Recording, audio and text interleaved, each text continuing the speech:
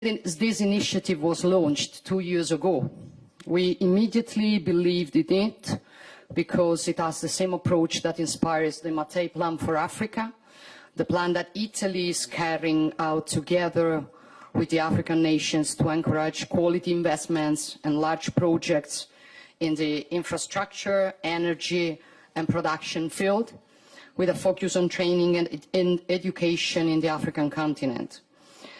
It is the same spirit of the Global Gateway promoted by the European Union and specifically aimed as well at the African continent. We consider the PGII, the Mattei Plan and the Global Gateway the three pillars of a broader G7 strategy to build a new model of partnership with the African nations. To this end, we intend to create between these three initiatives structured synergies and coordinated activities to maximize efforts and investments and those obtain greater benefits for everyone. The first element of this synergy, which I am very proud to announce here today, is Italy's choice through the Mattei Plan to contribute alongside the EU Global Gateway to one of the strategic projects of the PGII. I'm referring to the Lobito Corridor, the crucial infrastructure system which aims to connect Angola to Zambia through the Democratic Republic of Congo and to connect regional markets to global ones. Another significant step in our commitment is the decision to raise the strategic profile of the PGII through the establishment within the G7 of a secretariat capable to strengthening its implementation and better coordinating the partners. This is essential as collaboration and coordination are critical elements for the success of the interventions we are carrying out together with the African nations. I think of the excellent synergy that Italy has established with the United States in Kenya, one of the nations where two pilot projects in the renewable energy sector of the Mattei Plan, one for the development of biofuels, the other for the production of geothermal energy, are taking shape. To accelerate the implementation of all these initiatives, it is crucial to pool and combine financial resources. We have worked extensively in recent months in this direction, and I am particularly proud to announce the establishment, together with the African Development Bank, of innovative financial instruments which are open to the contribution of those interested in developing co-investment strategies. And I would like in this context to acknowledge the United Arab Emirates for having made an initial contribution to our multi-donor fund, a fund that we hope will also grow together with you in the coming months. Alongside all this work, we also intend to support the virtual platform for investments in Africa, launched by the African Union and the OECD, to improve transparency and public policies on investments in the continent. This is an instrument that aims to enhance the great potential of African nations, which are strengthening their ties through a free trade area on a continental scale. For too long, Africa has been misunderstood and exploited, looked down or from above. But Africa is instead a continent that can surprise if put in the conditions to take advantage of what is extraordinary about it. It is up to us to collaborate with African nations and to build with them new development opportunities with a peer-to-peer approach in order to grow together. We want to do it not through lectures and documents, but with facts, turning our intentions into building blocks, answers and jobs. Here, my wish for each of us is that new synergies and new opportunities, but in particular concrete answers, may arise from this meeting. Now the word goes to the President of the United States, Joe Biden, whom I thank again. Thank you very much. Hello, everyone. You may have heard me say this before, but I think we stand at an inflection point in history. It occurs every 5 or 6, 7 generations. And the decisions I think we make now are going to determine the course of our future for the next 5 or 6 decades. And I truly believe the infrastructure we're building and the investments we're making through PGI are going to help set that course in a fundamentally stronger path than otherwise would be the case. Just look at the progress we've made over the last year. The Lobito corridor in sub-Saharan Africa. We mobilized $3 billion for clean energy projects, which will bring clean electricity to 1.5 million families that had no access to it before. We've broken ground on a new data center in Ghana and announced another in Kenya. We're laying fiber optic cables to support secure and affordable, reliable connectivity. And we're developing the first railway line to extend from Angola to DRC, Zambia, to the Indian Ocean. I think this is a game changer.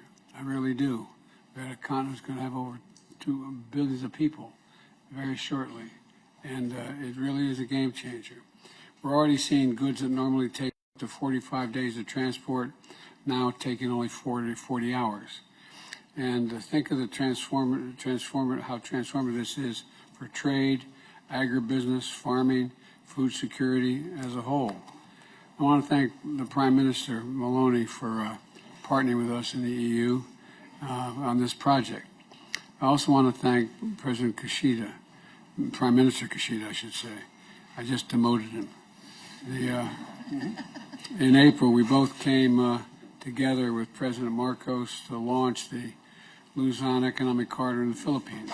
It's happening in the Pacific as well. And already we mobilized capital for sectors that are critical to our future: clean energy, agriculture, semiconductors, and so much more. All told, I'm proud to announce the United States has mobilized more than $60 billion in investments around the world thus far. That's double where we were last year.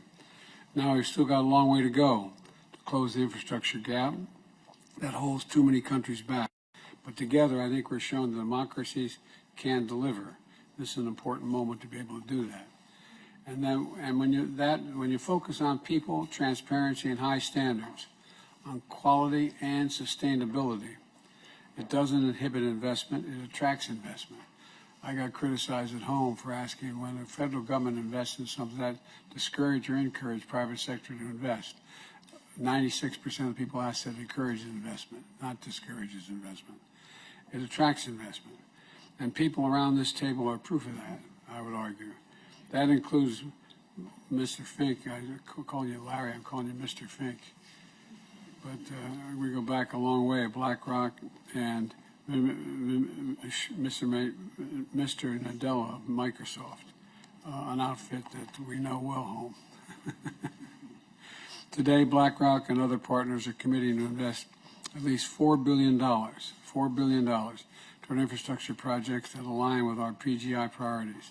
And Microsoft recently announced $5 billion investment into digital infrastructure, including $1 billion for a data center in Kenya.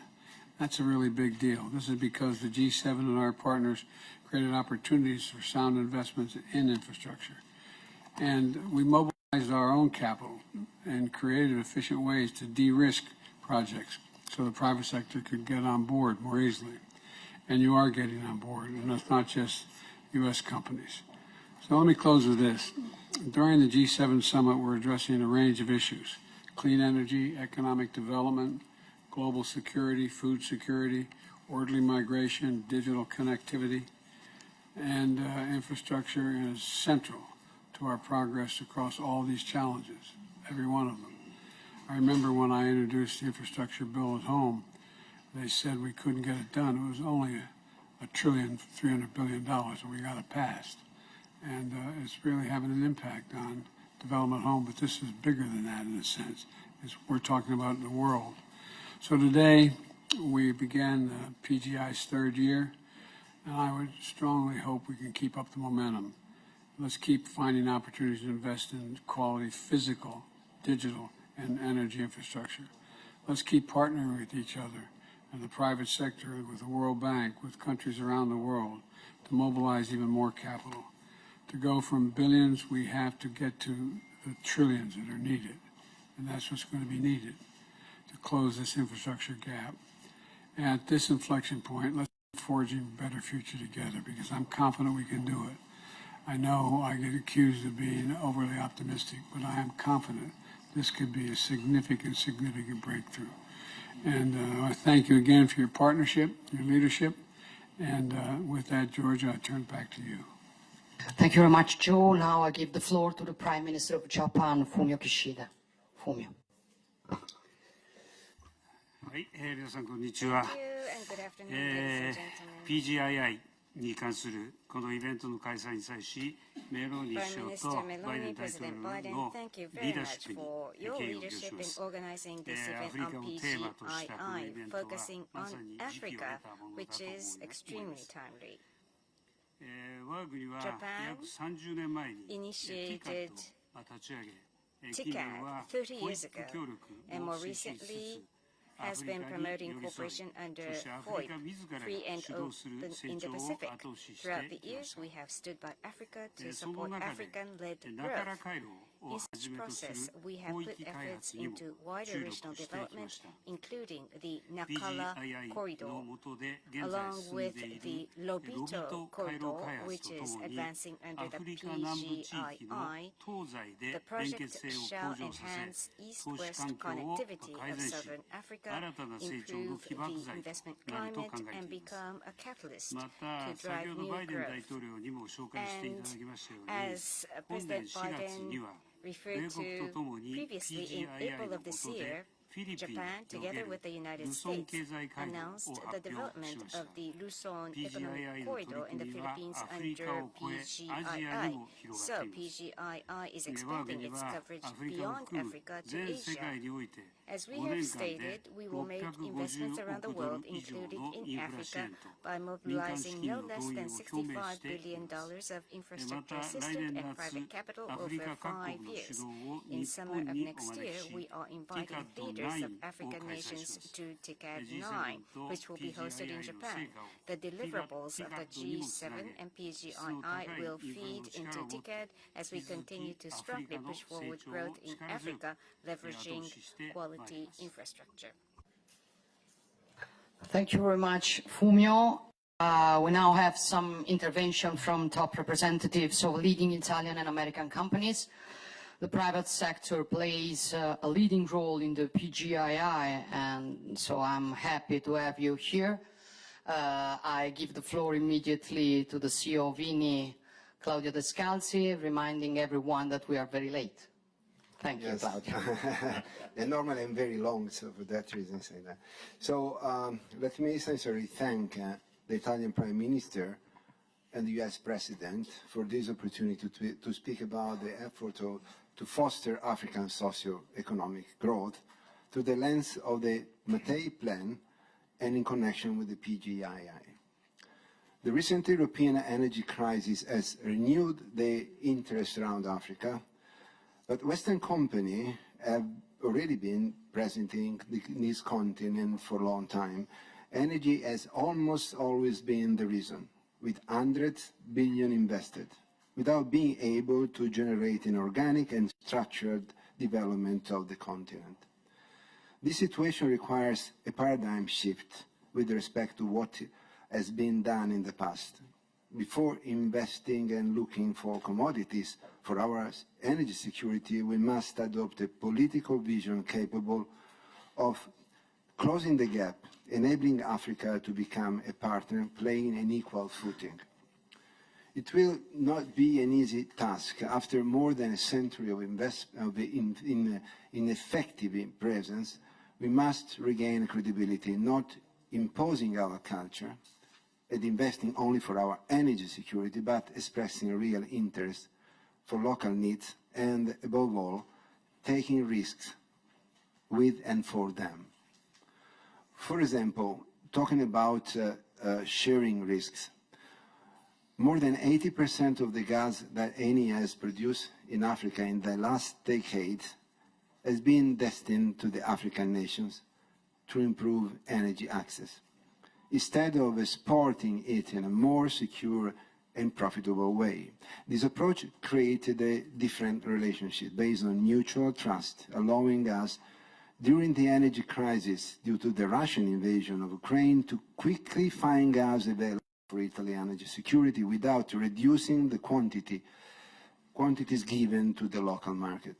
Another example is our agri-feedstock initiative, which was referred to by Italian Prime Minister and planned to be scaled up by the Mattei Plan.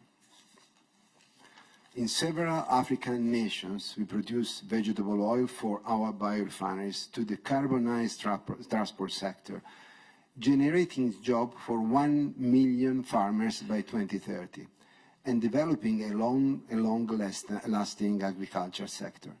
In the last 10 years, Eni has invested nearly €500 million in 13 African countries in economic diversification, agriculture, education, healthcare, water access, sanitation, and clean cooking. The effort of a private companies alone, without a convergent and structural political will, is unlikely to bring sustainable results. The Mattei Plan calls for a shared action among Africa, G7 members, and other involved stakeholders in the context of the PGII. This means working together with the same purpose and for the long term. This will change the situation for Africa and also for the entire world. I really think that Africa's future will determine our own future. Thank you. Thank you very much, Claudio. Now I would give the floor to the CEO of Enel, Flavio Cattaneo. Please. Thank you. Good evening to everybody. It's an honor to be here with you today. Let me introduce the Enel Group in a very nutshell in order to respect the 3 minutes speaking time. Enel is the world's largest private operator in renewable energy and the distribution sector with an international footprint. Indeed, we are present in 28 countries and 5 continents. This year we have reached 82% of our production emission-free. This is important because it is a signal towards our way is directed. Enel is also part of the steering committee of Mattei Plan, the Italian government initiative focused on Africa, with synergies with the Partnership for Global Infrastructures and Investment, and with the EU Global Gateway, where Enel actively participates. In Morocco, South Africa, and Zambia, we have already invested about 2.5 billion in the renewable sector. We have also a pipeline of projects at different stages in other countries, such as Kenya, and we are looking for other sustainable opportunities through governmental missions. For us, Africa represents an opportunity. I want to explain better. It is an opportunity because Africa has a higher potential for renewable generation compared to Europe, given its abundance of renewable sources. Furthermore, the development of technology can help to increase the productivity of plants and consequently to reduce the price of power. This could open up for Africa the opportunity to export clean energy to Europe through a submarine cable between Tunisia and Italy, helping Africa to reduce its dependency for other countries, and at the same time, Europe could benefit from a decrease in energy prices and a diversification in suppliers. And Mattei Plan is exactly going in this direction. Of course, to transform the potential into a concrete opportunity, the right condition must be put in place. We also believe that Africa could be an attractive labor pool. But nowadays we are facing some issues related to the lack of local specialized labor. For this reason, we have created in Morocco a Pan-Africa Center for Renewable Energy Training, and through the Rest for Africa Foundation, of which Enel is the main funding member, we support training programs and initiatives. We have also working on innovative projects such as a pilot one for the production of green hydrogen in Tunisia in partnership with Eni. I'd like to conclude saying that the presence of Enel and other big companies able to give their contribution to Africa, also creating local specialized expertise, will help to create true partnership with African nations. Thank you. Thank you very much, Flavio. Now I want to welcome and give the floor to the CEO of Microsoft, Nardella, please.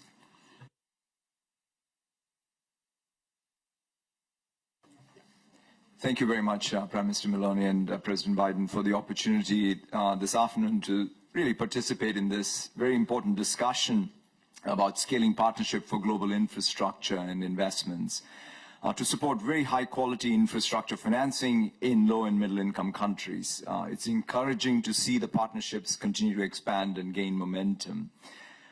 As this partnership is recognized, we are entering a very new age driven by AI, which has made clear the critical importance of both digital infrastructure, connectivity in every sector of the economy in every corner of the world, as well as energy.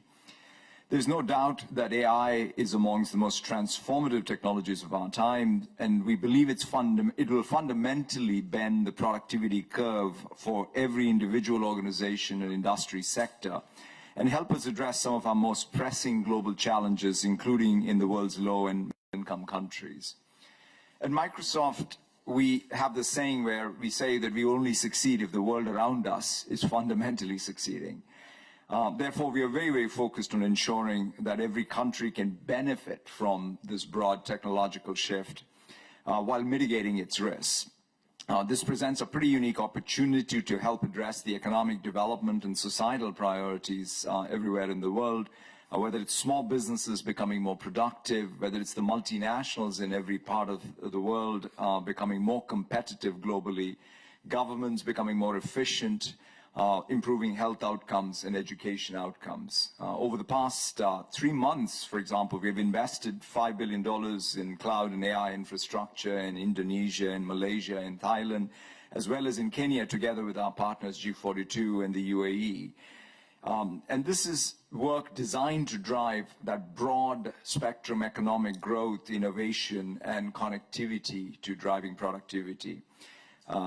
But we recognize that this requires more than just infrastructure, which is why we have also launched initiatives to provide the broad-based AI skilling opportunities, strengthen cybersecurity, and support startups and innovative companies around the world.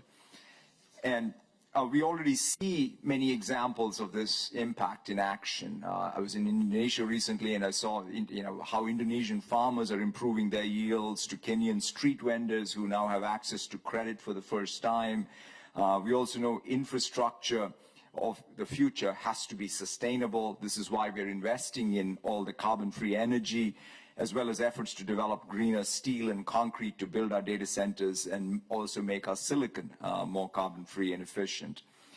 At the same time, this ambition is not something that any one company, or for that matter, any one country can accomplish on its own, and it requires broad partnerships across private and public sectors.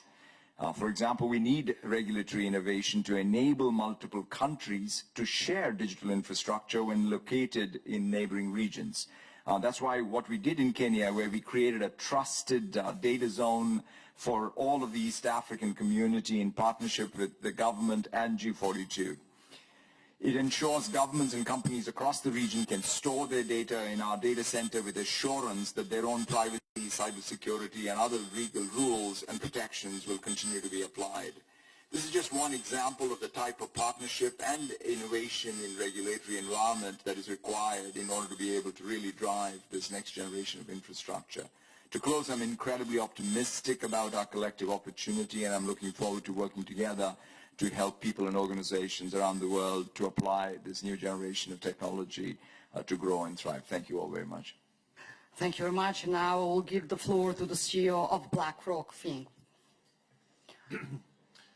Prime Minister Maloney, President Biden, Your Excellencies, thank you. I'm honored to participate here today about a conversation on the partnership on global infrastructure. Last November, BlackRock had a chance to offer some thoughts about how the G-7 and the multinational multilateral development banks could unlock more private capital for infrastructure in the emerging world. The IMF and the World Bank were created 80 years ago when banks, not markets, financed most things. Today, the financial world is flipped. The capital markets are the biggest source of private sector financing, and unlocking that money requires a different approach than the bank balance sheet model of yesterday. There's still a lot of work to be done, but reform over the past 8 months have resulted in billions of new dollars for the developing countries' infrastructure. That's what you saw last week with the announcement of the Investor Coalition. BlackRock, GIP, KKR, and other major firms will deploy $25 billion in Asia's emerging economies. In a way, it's an Indo-Pacific counterpoint to Italy's Mattei plan, which is helping African economies grow, and that's important.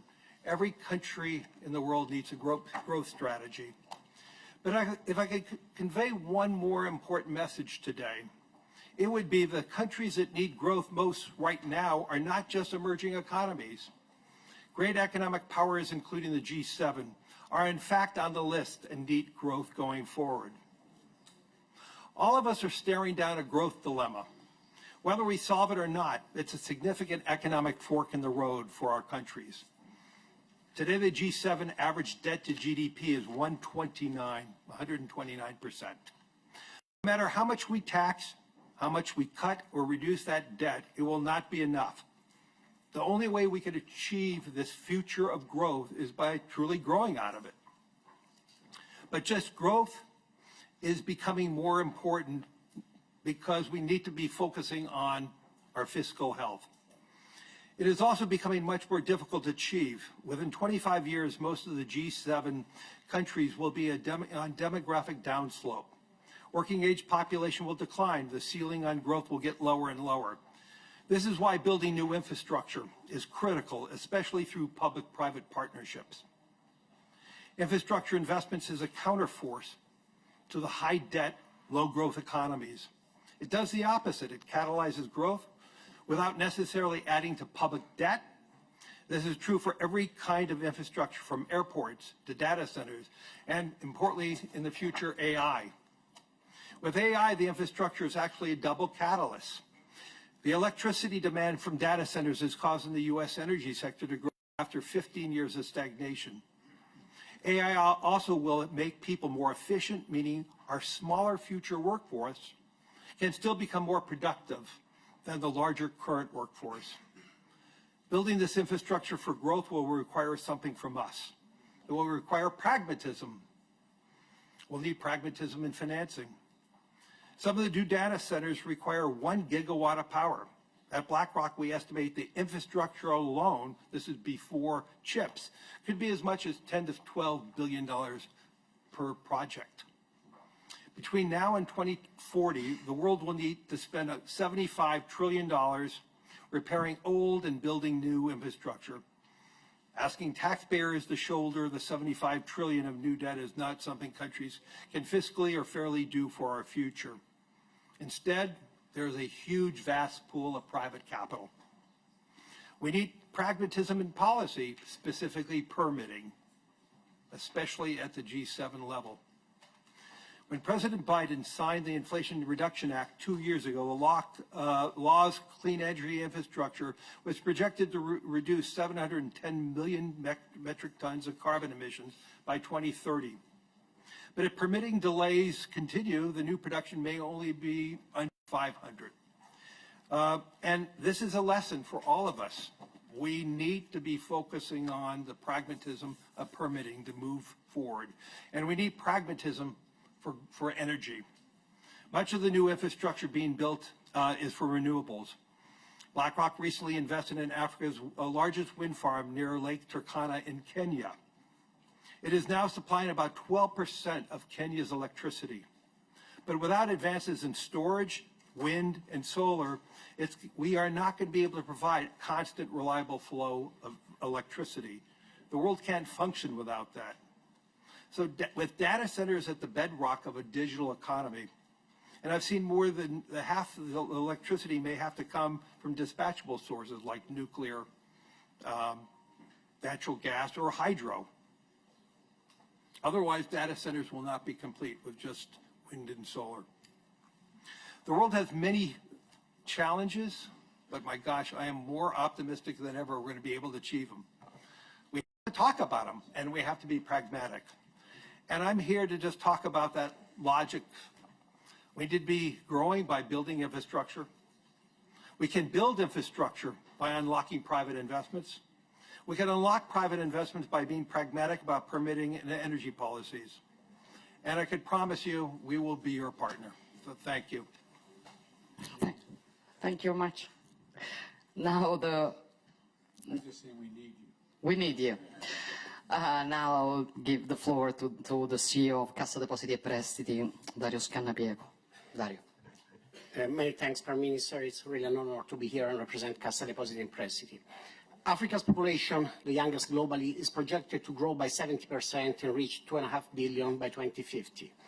At present, local job creation cannot keep pace with the rising workforce, while security and climate challenges are contributing to ever-increasing displacement both within and outside the continent. Still, Africa remains a continent of unexploited potential growth and opportunities. In this context, promoting long-term partnerships that are based on equal footing and are fully committed to local needs represents to us the only way to support African countries.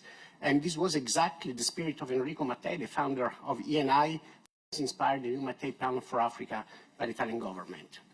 Now, the investment needed to tackle climate and social challenges in Africa require a systemic approach through a combination of three elements. First, public resources to provide risk mitigation and technical support, which are crucial elements to prepare bankable projects. Then financial contribution and on-the-ground knowledge by multilateral and bilateral development finance institutions to create an enabling environment for investment and really a greater and deeper involvement of the private sector. We also need to coordinate and cooperate more openly among the FIs and with local promoters to build and share pragmatically, I would say, concrete project pipelines. And it is also key to support the development of sound local financial systems. Cassa Depositi e Prestiti is rapidly increasing its operation in developing countries. We have been doing so thanks to our considerable firepower and a diversified toolbox. We have around 10 billion euro of public resources that we manage in this area, including one of the biggest European instruments for climate finance, which is the 4.4 billion Italian Climate Fund. And our main focus is Africa, with the aim, again, of supporting the Mattei Plan. We are currently reinforcing our cooperation with local partners, such as the African Development Bank, with whom we are structuring 4 flagship initiatives that will mobilize up to 500 million euro from the Italian cooperation system, promoting high-impact projects in Africa. And I thank President Adesina for the wonderful cooperation. In the context of the Italian G7 presidency, Cassa Depositi e Prestiti has also been collaborating with peer institutions to support the Partnership for Global Infrastructure and Investments. We are chairing the expert group tasked with developing solutions for a more effective mobilization of PGII investments, particularly in Africa, and with defining a pipeline of projects in which G7 DFIs can potentially invest together. In the coming month, our expert group will deliver the 2024 joint action proposal, which will focus on country-based programs. In the meantime, we have been working to support the existing PGII flagship initiatives, amongst them, as mentioned by Prime Minister Meloni, the Lobito Infrastructure Corridor, where the Italian intervention aims at providing both equity and debt financing to the main sponsors and lenders of the project for a total amount of around $320 million, and is also in cooperation with SACE. To conclude, Cassa Depositi e Prestiti feels a profound responsibility. As a development finance institution, we know that our role in fostering investments in developing countries in cooperation with our peers can make the difference. As Italians, we feel it's our duty, for historical and cultural reasons, to work hand in hand with partners in the Global South for common prosperity. Many thanks. Thank you very much, Dario. Now, the CEO of SACE, Ricci, you have the floor. Thank you very much, and thank you, Prime Minister. Thank you, Mr. President. What I would like to say is how SACE can promote and support the global infrastructure investment in Africa together with the Piano Mattei. We would like to start from saying that, talking about Africa, what we have done in the past. So far, we have supporting 30 billion of projects in Africa. And from the inception of the Piano Mattei, we have increased by supporting 5 billion projects in Africa. So in the latest 18 months, we have supported 5 billion projects in Africa. And we have other pipeline we are following for the time being. But let me say, how do we do that? We have started by being local, because if you are not local, you cannot support projects in Africa. And we have opened so far 3 branches. One is in Johannesburg, one is in Nairobi through our participation in the African Trade Insurance Company, and the other one is in Cairo, and we are about to open a 4th in Rabat in Morocco. And we are working together with all the institutions, with Cassa Depositi e Prestiti, all the other financial institutions to support other projects. For the time being, we are working on the Lobito projects, Darius Canapielco has said, and on other transactions whereby we are trying on one side to put in contact Italian companies with local companies, because for us it's very important that there is a development just in case there is a development of the local society. Finally, I wish to say that based also on our experience in terms of supporting infrastructure projects, just to mention some of the projects we have so far supported. We have supported, for example, hospitals, we have supported smart cities, we have supported hydro projects. We wish to say that we want to give and to support and use our capabilities to foster more the development of Africa. Thank you. Thank you very much. I would like now to give the floor to the President of the European Commission, Ursula von der Leyen. Ursula, the floor is yours. Thank you very much, dear Georgia, Prime Minister Meloni and President Biden. So I recall very well that it has been 2 years since we started this initiative, and it was in the wake of the pandemic.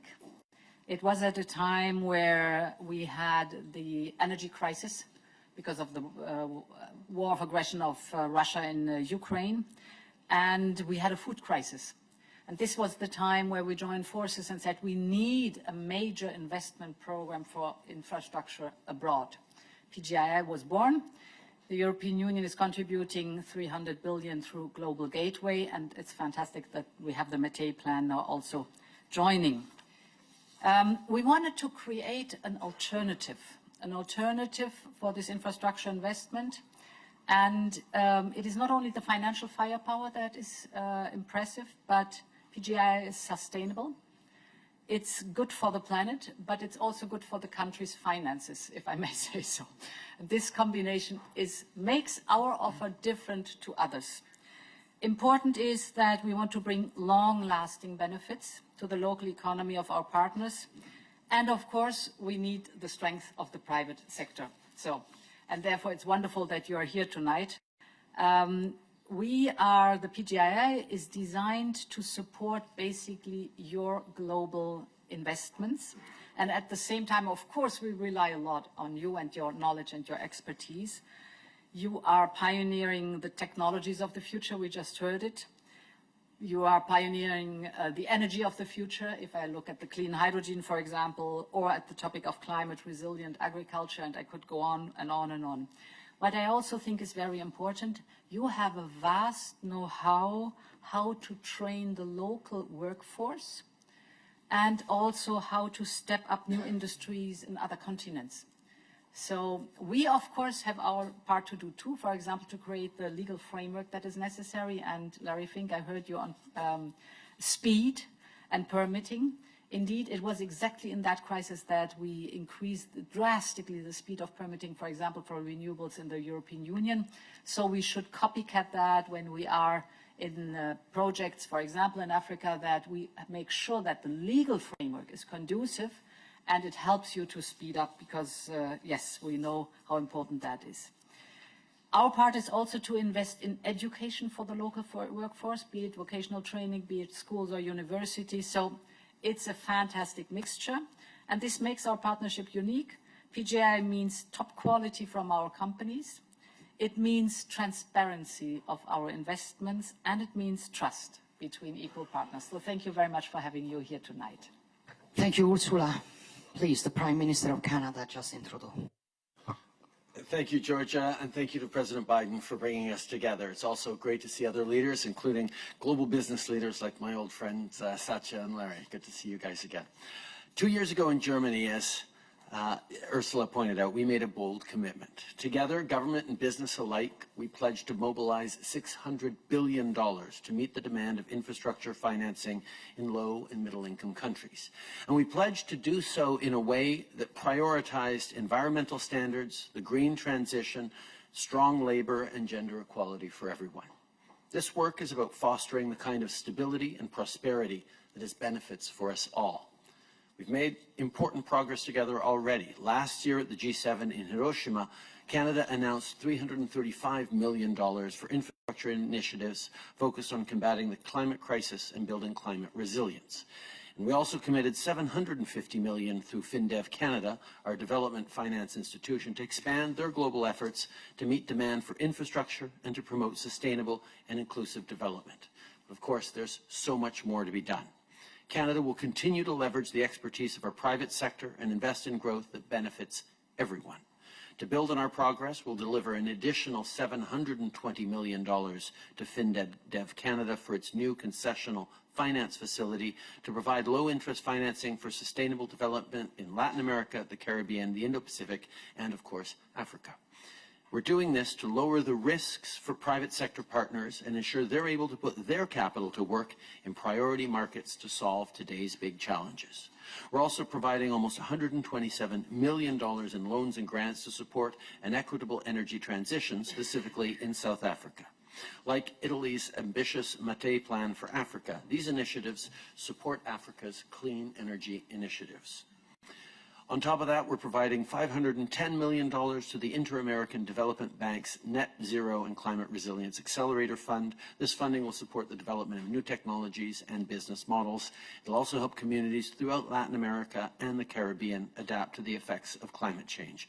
And finally, we're providing $45 million to the Private Insurance Development Group, which provides financing for sustainable infrastructure in African and Asian countries. There is, of course, lots more to do, but Canada will be there as a partner as we invest together to build a better world for everyone. Merci beaucoup, mes amis. Thank you very much, Justin. I want to welcome also the presence of some multilateral development banks. So I would like to give the floor to the president of the World Bank, Banga. Thank you very much. We're here, I hope I'm not making you speechless, but we're here discussing jobs for Africa and economic development. So I'm going to talk about two things. The first is the strategy the bank is pursuing on creating jobs in Africa. There are 5 pillars. The first pillar is electricity. 600 million Africans do not have electricity.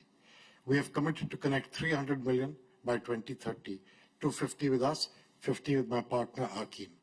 That is going to cost $30 billion from IDA as well as the private sector. Second, infrastructure. Africa is a very poor participator in trade. The principal reason is it's impossible to move things around, and their value-added infrastructure is very poor. We're very focused on building rails, roads, bridges, agricultural warehouses. Third, healthcare. Not only for the people of Africa, but the jobs it will create in providing the healthcare. We're going to connect 1.5 billion people around the world, of which about 700 million will be in Africa, to primary healthcare with Japan's help by 2030. Fourth, agribusiness. Africa can produce food for the world. Africa has water, but Africa has no irrigation. 6% of Africa is irrigated, 37% of Asia is irrigated. Africa has much less fertilizer use, 1/3 the output per acre than other areas. We can change that. It's possible to do so with focus. And finally, tourism. Those 5 areas are all focused on jobs. 450 million Africans will come eligible for jobs by 2030. Currently, Africa is on a pathway to generate 125 million jobs. Forecasts are not destiny. We can change it, and the idea is to make a difference. Second is the private sector. We've created a private sector lab. Larry is a part of that lab. We have many recommendations, but 2 that matter today. The first one has to do with regulatory policy, and Larry talked about pragmatism. In the case of electricity in Africa, the first thing we're doing is 10 countries. We're making a list of which regulatory policy needs to change to enable the private sector to feel confident that their money is best invested in that country as compared to another one. That work is beginning. Second is the issue of guarantees. The private sector wanted de-risking. We have launched a guarantee platform on the 1st of July. It will treble the volume of guarantees that the World Bank offers. That's the two tangible things we're on. So 300 billion people connected to electricity between us, 30 billion of investment there, private sector enablement. Those are the two big tasks we're into. That's why I'm happy to be here. I think PGII, I think the Gateway, I think the Mattei Plan, and I think RISE, which didn't get mentioned, but RISE is critical to change the use of minerals out of Africa, not as a mineral to be exported, but as value-added manufacturing on the ground in Africa. Again, something we're exporting. So thank you for the opportunity. I'm glad to have a chance to do this job. I told you earlier, I wake up every morning. It's a privilege to be a part of this. Thank you. Thank you very much, President Banga. Now the President of the African Development Bank, Adesina, you have the floor. Thank you very much, Prime Minister Meloni, President Biden, my dear brother and friend, Prime Minister Trudeau, Prime Minister Kishida, Your Excellencies. I wish to first and foremost thank you for inviting me to this G7 summit. And as I sit around here at this table, I am the happiest man around here because we're talking about Africa. And so I'm like, bring it on. President Biden just told Larry, we need you. So I need all of you. So I'm kind of really excited about that. Well, that's because Africa's infrastructure gap is significant. It's $68 to $108 billion a year. The African Development Bank is the largest financier of infrastructure in Africa outside of China. We invested more than $50 billion in infrastructure that goes into rail ports, airports, digital infrastructure, and the list goes on. We supported the Nakala corridor and the Berea corridor that the Prime Minister Kishida was talking about, but also what Larry was talking about, in Kenya, the Turkana Lake Turkana project. The Kasungila Bridge today that links Zambia, Botswana, and Namibia was funded by the bank. We funded with $1 billion the 1,100-kilometer road that links Ethiopia all the way to Nairobi or to Mombasa. And that has increased trade between both countries by 400%. That's the power of infrastructure. And I think that's why I really applaud what the G7 is doing, both President Biden, Prime Minister Meloni, with your work on the Mattei Plan for Africa and the PGII that President Biden has been leading us on. We are also partnering with the U.S. Amos is over there, President Biden. I work very closely with them on the corridor, which is Lobito Corridor, Angola, Zambia, and DRC. We're going to put in $500 million on the Zambia part to make that corridor work. We are also financing that corridor, which is Tanzania and DRC, to Burundi, which is $3.2 billion for rail corridor that we are supporting, and we have several other things. But I think the issue is how do we get bankable projects? There's a lack of enough bankable projects. It's an infrastructure project preparation facility, which is called NEPAD, Project Infrastructure Preparation Facility. It's $126 million, but guess what? We use it to mobilize more than $26 billion downstream of investments. So you're talking of a ratio of 1 to 200. So that kind of facility is very much needed. I also want to thank the G7 for your support for the Alliance for Green Infrastructure in Africa. Thank you, Prime Minister Meloni. Thank you for putting that at the top of the agenda in the ministerial and the Central Bank's meeting. But also thank all of the G7 for your contribution of $150 million towards that, because AGIA will help us on net zero transition. And I want to particularly also thank my brother Dario Pierco of CDP for your great work and support for us on AGIA. Let me also say that risk, I think Larry was very right, and so is also Ajay. Risk is very important. So we deploy a whole series of instruments, partial risk guarantees, partial credit guarantees. And so we, just like Ajay was saying, we put all that together to form an Africa guarantee platform that will deal with project risk, market risk, financial risk, and also political risk, which is very important, so we can actually de-risk infrastructure. I also want to just close by saying that we have something called the Africa Investment Forum. It's a platform we put together 5 years ago. When people talk about Africa, they say, well, there are no bankable projects, nobody's going to finance it. It's not correct.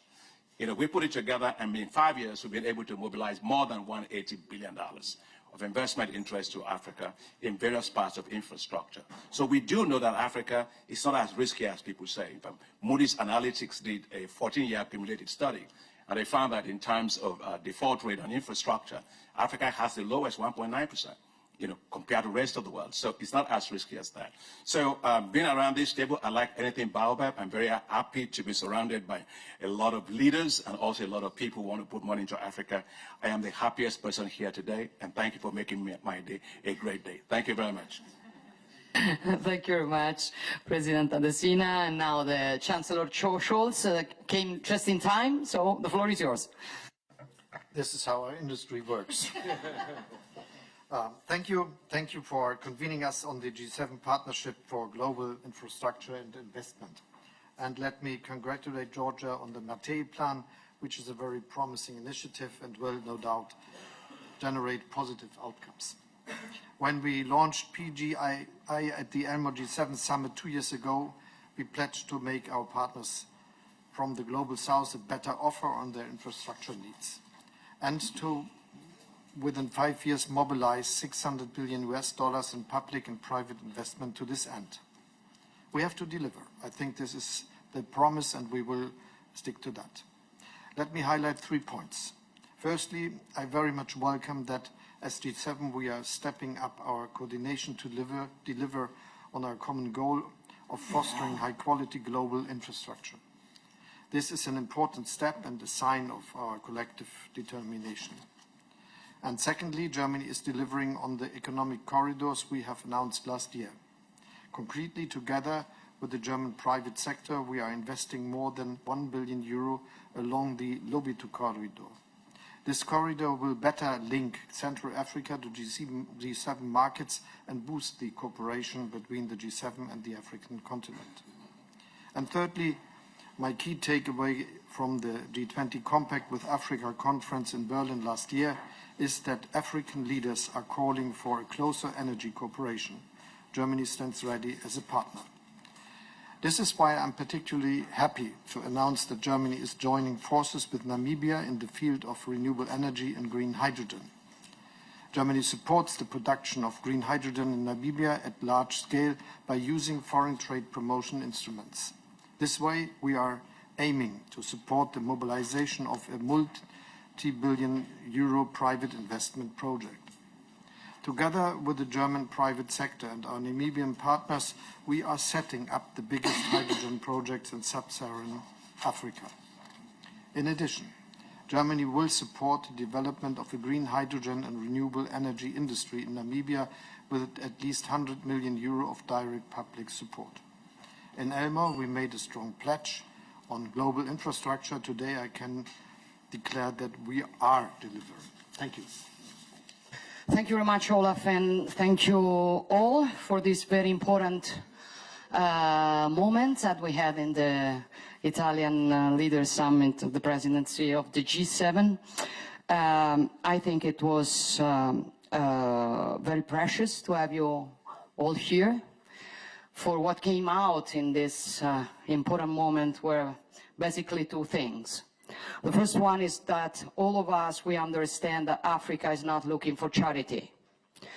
They ask for the possibility to compete on an equal footing. And you cannot do that if you don't have infrastructures. So we understand it, and we know it is the priority we have to work on. The second thing we understand is that the governments cannot do it alone. The private sector cannot do it alone. The multilateral development banks cannot do it alone, but we can do it all together. So it's very important that we show with this event that we want to transform our commitments in building blocks. So we want to be concrete. Thank you very much for this meeting, and thank you very much for the work we will do together. And good evening.